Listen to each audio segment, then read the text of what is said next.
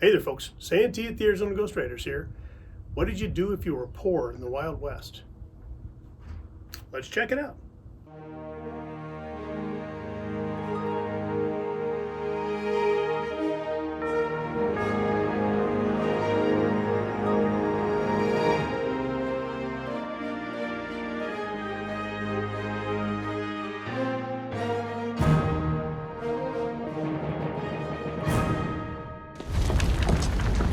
Tell you how many times in my life I've gone bust. Yes, but it's not the same for you. You don't know what real poverty is. Often in Western movies, we see the societal classes represented. The rich tycoons were sitting in posh hotel rooms and eating fancy dinners, while the poor were picking up their after-dinner scraps. No more exploitation of the peasants by the rich, who oppress us with a flaming bucket of injustice. Just so you're aware, this was actually happening in most of the world. The British Empire was the seat of industry, yet the country was getting more immigrants than it could handle. There simply wasn't enough work to go around. If you didn't have a trade, then you likely took the worst jobs possible just to pay the rent and keep a loaf of bread on the table. Yep, we saw this in America too. The difference lies in America being an infant country with loads of unsettled land. That meant opportunity. To boldly go where no man has gone before. No, people had been there. Just like Britain, we were getting immigrants from Europe on a large scale. Many of them didn't have the funds to get out of the cities their ships landed in. Therefore, they congregated to the poorest areas. It's just as unpleasant for me as it is for you. Some of my 20 years in Manhattan was spent living in one of those neighborhoods. Although it was gentrified almost a century ago, the area is still called Hell's Kitchen today. I was raised in a shanty town in Hell's Kitchen. Only difference between us and the rats were the rats were better fed. People with a dream to grab land and make it their own in America would save all that they could to make the trek westward. We found out in my packing out video that this could cost a family around $600 by wagon train. To put that into perspective, a hard labor job paid $1 to $2 a day.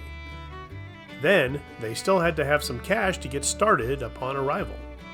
If all went well, they bought their land, staked their claim, or rented their real estate plot in town and started making a living. This land is mine! Mine by destiny! There was a lot of money to be made out west. Supply and demand ran rampant through the mining communities. Many of the towns were new and booming. Opportunities abounded. Yet there were still people that were met with failure at every turn. If you showed up and found out that land and supplies were much more expensive, you probably started out of the gate poor. There's not even enough money to go back. I wanted to go back and leave the West to the real men! One way your American dream could come crashing down was the loss of the breadwinner. The man of the family may have died in the trek out or gotten seriously injured on the job and now can't work. If you had a small farm or ranch, that was detrimental because you probably didn't have the scratch to pay for additional help. Your local church and neighbors could step in only so much. If the widow didn't have a trade, she might do whatever's necessary to keep a roof over the family's heads. Many times that meant prostitution. Children tended to work early in life to help out. In this situation, you grew up fast.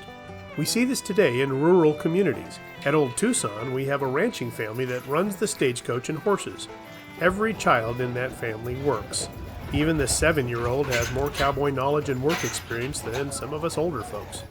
Well, hello. How are you? All right, tell me your name, please. Adelaide. Adelaide? I know you, Adelaide. And you're going to be 8 in just a couple days? 3 days. 3 days. And how long have you been riding a horse? For my whole life. Your whole life, that whole life of yours. Yeah. You do other things too, don't you? Drive a forklift? Yeah. Yeah, okay. All right. That's pretty cool. Well, listen, have a wonderful birthday. I'll be there. Bye. Hollywood has us believing that all the poor people turned to crime because they had no other means to support themselves and their families. Although this did happen, it wasn't all the impoverished. Where we came from, if one did not want to die of poverty, one became a priest or a bandit. You chose your way, I chose mine. You would think that would be the easy way out, but the life of an outlaw is not very sustainable, and as we've seen, usually ends up badly. Each moment I expect to be arrested, hanged, or haunted. I'm a walking outcast from society. Yeah, well, all that's true. Mountain men and farmers basically lived off the land and their wits. The barter system was in full force and trading was done. This helped the poor survive. Through all this, a strong community was built. Think of the Ingalls family in Little House on the Prairie working odd jobs to have some extra cash for Christmas presents. You should be very proud of your little girl. She's quite a sharp trader. Of course, she had me over a barrel, knowing how much Nellie wanted that pony. I'll take care of Nellie. The government was making efforts to help, with the Homestead Act offering free land. Also, the Farmers Alliance started agricultural aid for those struggling. The combination of a strong supportive community and tenacity meant that you could, in fact, live in the Old West without a penny to your name. Well, folks, that's it for another episode. Thanks for watching. Last week I was on a podcast with Cowboy Kent Rollins over on his channel. We were dispelling some Hollywood myths and westerns and, that's stuff that we do here at this channel. And I think it came out pretty good, and I'd like you to check it out. The link is in the description field down below. As always, please like, share, and subscribe, and we'll see you on down the trail.